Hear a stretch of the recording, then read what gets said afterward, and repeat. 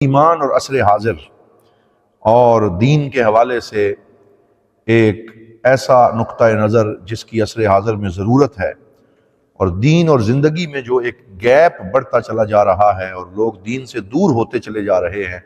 الحاد ہے، ایتھیزم ہے، نئے نئے مفاہیم اور نئے نئے نظریات اسلام اور اہل اسلام کو متاثر کرنے کی کوشش کر رہے ہیں۔ تو ہم نے اس پروگرام میں یہ کوشش کی ہے کہ اس مرتبہ ایسے موضوعات ڈسکس کیے جائیں کہ جس سے زندگی اور دین کے مابین جو گیپ ہے بنتا چلا جا رہا ہے اس کو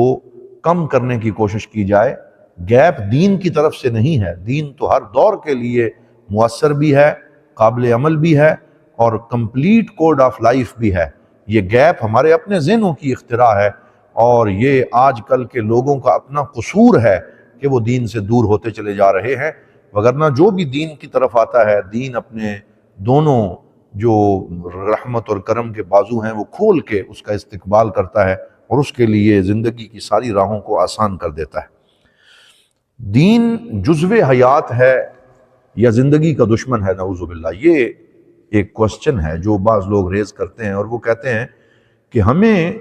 دین کی تعلیمات کنٹمپریری لائف یا جو عصر حاضر کی زندگی ہے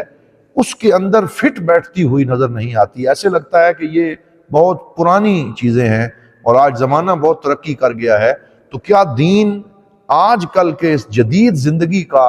جزو ہے یا یہ اس زندگی کا مخالف ہے؟ تو بعض لوگ دین کو زندگی کے مخالف کھڑا کرنے کی کوشش کرتے ہیں اور وہ کہتے ہیں کہ زندگی کسی اور سمت بڑھ رہی ہے اور دین ہمیں کسی اور سمت لے کے جانا چاہتا ہے، اور اسی لیے بعض لوگ اس کو ایک فنڈامنٹل ریلیجن کہہ کے بھی تنقید کرنے کی کوشش کرتے ہیں کہ یہ بنیاد پرست ہیں جو دیندار ہیں، کہ یہ ہمیں 1400 سال پیچھے لے جانا چاہتے ہیں، یہ پتھر کے دور میں لے جانا چاہتے ہیں اور ہم آگے بڑھنا چاہتے ہیں نئی ایجادات کی طرف، نئی لینگویجز کی طرف۔ تو یہ وہ کوسچن ہے کہ آئیے آج کے اس پروگرام میں ہم یہ دیکھیں کہ آیا دین زندگی کا جزو لا ینفک ہے، دین زندگی کا ایک مؤثر حصہ ہے یا نہیں ہے؟ کیا دین اور زندگی میں کوئی کنٹراڈکشن ہے یا یہ باہم ایک دوسرے کے ساتھ چل رہے ہیں؟ تو حضرات محترم، اس حوالے سے میں یہ عرض کروں گا کہ وہ لوگ جو یہ کہتے ہیں کہ دین اور زندگی میں کلیش ہے، تو وہ کہتے ہیں کہ دیکھیں جی، دین نے زندگی کی بہت ساری چیزوں کو منع کر دیا ہے، میوزک جائز نہیں، زندگی کو انجوائے کرنا جائز نہیں، خوشی منانا جائز نہیں، اور ہر چیز پہ فتوے لگائے جا رہے ہیں اور ہمارے لیے جینا ہی محال کر دیا۔ یہ اس طرح کے اعتراض آج کل کے جدید ذہن کر رہا ہوتا ہے، اور وہ یہ کہتے ہیں کہ دین شدت پسندی کی طرف اور تشدد کی طرف لے کے جاتا ہے اور ہم جو ہے وہ زندگی کو انجوائے کرنا چاہتے ہیں۔ تو یہ جو اعتراض ہے در حقیقت یہ دین کو صحیح نہ سمجھنے کی وجہ سے ہے۔ جس نے بھی دین کے اصولوں کو صحیح سمجھا وہ یہ جان جائے گا کہ دین صحیح اور اچھی زندگی کی راہوں کو اور اس سے لطف اٹھانے کو ناجائز قرار نہیں دیتا، بلکہ وہ فرق کرتا ہے، اور اس فرق کرنے والی عقل کو سمجھنا بہت ضروری ہے۔ ہم آنے والی نسلوں کو بھٹکنے سے بچانا چاہتے ہیں اور یہ بتانا چاہتے ہیں کہ دین زندگی کا لازمی جزو ہے۔ اس حوالے سے بھی آج ہم 4 باتیں آپ کے سامنے رکھیں گے جس سے یہ پورے کا پورا کوسچن کھل کے ہمارے سامنے آ جائے گا۔ پہلا پوائنٹ یہ ہے کہ اسلام عوامی دین ہے، اس کو عربی میں کہتے ہیں الاسلام دین شعبی، یہ عوام میں گل مل جانے والا اور عوام کے اندر جڑوں تک اتر جانے والا ایک ایسا دین ہے جو زندگی کے تمام شعبہ حیات میں رہنمائی فراہم کرتا ہے۔ تو یہ اختصاصی دین نہیں ہے کہ چند لوگ تو یہ جو ہے وہ اس دین کو انجوائے کر سکیں اور باقی لوگوں کے لیے یہ سہولیات فراہم نہ کرے، بلکہ آپ دین کے جس عمل کو بھی دیکھیں گے تو وہ عوام کی سطح پر سب کے لیے یکساں ہے۔ مثلا نماز ہے تو اس میں بالکل ایسے نہیں ہے کہ کسی عالم دین کے لیے نماز کا طریقہ جدا ہو اور عوام کے لیے جدا ہو، بلکہ ہر کلمہ گو کے لیے، ہر لا الہ الا اللہ محمد رسول اللہ صلی اللہ علیہ وسلم پڑھنے والے کے لیے دین کے اصول وہی ہیں جو ایک کسی جو ہے وہ سب سے نچلے طبقہ جو ہماری نظر میں ہے نعوذ باللہ اس کے لیے ہیں کہ جو بالکل مزدور طبقہ ہے اور جو بہت حکمران طبقہ ہے، سب جب نماز میں آئیں گے تو ان کے لیے ایک ہی اصول ہے، ایک ہی دعا ہے، ایک ہی طریقہ ہے۔ تو یہ عوامی دین ہے، اور ہم کہتے ہیں آ گیا این لڑائی میں اگر وقت نماز، قبلہ رو ہو کے کھڑی ہو گئی پھر قوم حجاز، بندہ و صاحب و محتاج و غنی ایک ہوئے، تیری دربار میں پہنچے تو سبھی ایک ہوئے۔ تو یہ عوامی دین ہے۔ بلکہ بعض لوگوں نے تو یہ کہا کہ ممکن ہے کہ ایک سادہ سی دیہاتی عورت جو ہے وہ دین اور ایمان میں اتنی پختہ ہو کہ ایک بڑا اچھا پڑھا لکھا اور حافظ قرآن جو ہے وہ بھی دین کی اس کیفیت میں اس عورت یا اس شخصیت تک نہ پہنچ سکے۔ تو یہ تو اللہ اور بندے کا تعلق ہے۔ ممکن ہے ایک سادہ سا بندہ جو ہے اس کا اپنے رب سے اتنا گہرا تعلق ہو کہ بہت بڑی ڈگریوں والا بھی اس تعلق جتنی مضبوطی حاصل نہ کر سکے۔ تو اس میں سب کے لیے دروازہ کھلا ہوا ہے، من عمل صالحا من ذکر او انثی وهو مؤمن فلنحیینہ حیاتا طیبہ۔ تو جو بھی محنت کرتا ہے، جو بھی اللہ تعالیٰ کی طرف توجہ کرتا ہے، اللہ تعالیٰ نے اس کے لیے اپنے فضل و کرم کے دروازے کھولے ہوئے ہیں۔ یہ ایک جاری نہر کی مانند ہے، ایک دریا کی مانند ہے۔ اور اسلام تنگ نہیں ہے بلکہ یہ بہت وسیع دین ہے جو ساری انسانیت کو اپنے پہلو میں لینے کی صلاحیت رکھتا ہے۔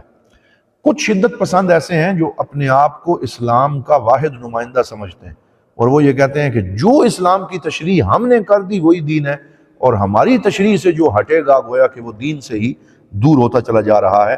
تو اسلام نے کسی کو بھی متجسد مسلمان ہونے کا یہ درجہ نہیں دیا کہ جو اسلام کی تشریح تو کر رہا ہے وہ درست ہے، بلکہ اسلام کی تشریح وہی درست ہے جو رسول اکرم حضرت محمد رسول اللہ صلی اللہ علیہ وسلم نے بیان فرما دی۔ اب کسی کو بھی اسلام کے نام پہ کوئی ایسی ٹھیکیداری کرنے کی اجازت نہیں ہے کہ وہ یہ کہے کہ اب جو میں تشریح اسلام کی کر رہا ہوں، جو ذرا سا بھی میرے ساتھ اختلاف کرے گا تو وہ دین کے اس دائرے سے باہر ہو جائے گا۔ یہ اللہ تعالیٰ نے کسی کو اختیار نہیں دیا۔ یہ ایک عوامی اور شعبی دین ہے جس میں صرف اور صرف اطاعت یا رسول اللہ صلی اللہ علیہ وسلم کی ہے یا اللہ رب العزت کی ہے، اور پھر ائمہ کرام نے سرکار دو عالم صلی اللہ علیہ وسلم کی اس دین کی جو تشریح فرمائی ہے ہم اس کو لے کے آگے بڑھتے ہیں۔ لیکن کسی کو بھی احتکار اور ذخیرہ اندوزی اسلام کے نام پہ کرنے کی اجازت نہیں کہ وہ یہ کہے کہ اسلام کی تشریحات ساری میرے پاس ہیں۔ یہ ایسا ہی ہے کہ کوئی آدمی شیشے کے سامنے کھڑا ہو جائے اور وہ کہے کہ یہ شیشہ میں خود ہوں،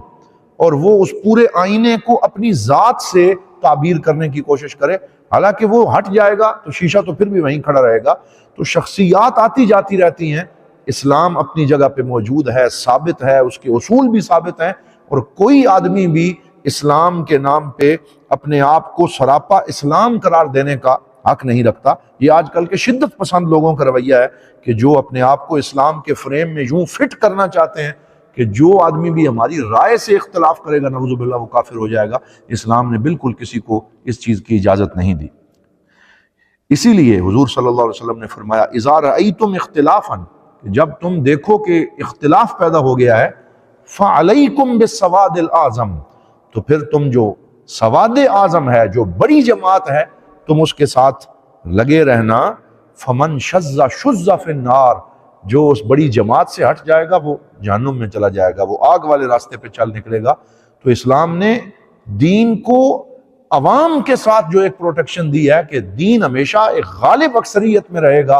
اور پوری عوام اس کو ایکسیپٹ کر کے چلتی رہے گی، اور عوام کی اس اجتماعیت کو کبھی جو ہے کوئی شخص ختم نہیں کر سکے گا۔ یہ اللہ تعالیٰ نے اس دین اسلام کو شان عطا فرمائی ہے کہ ایک سواد اعظم اس دین کو لے کے آگے بڑھتا رہے گا۔ اس لیے ہم یہ پہلا پیغام دے رہے ہیں کہ جمہور کے ساتھ رہیں،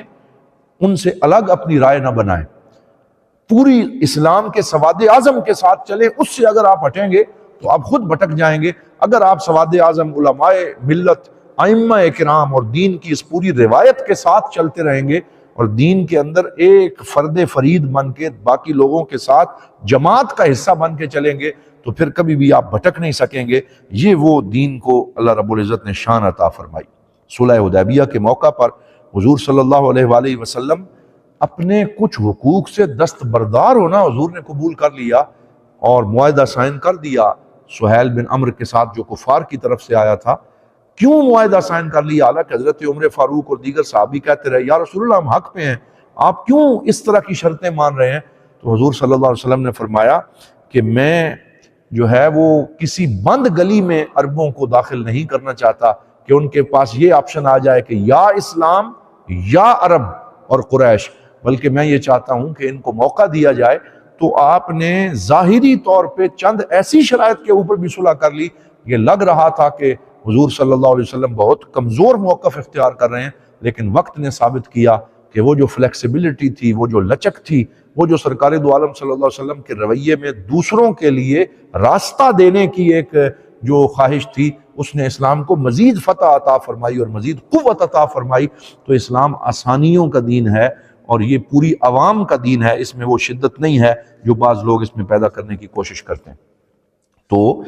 اسلام جزو حیات ہے، اور زندگی کا جزو بنانے کے لیے پہلا کام تو یہ کیا گیا کہ اسلام کو ایک عوامی دین ڈکلیئر کیا گیا۔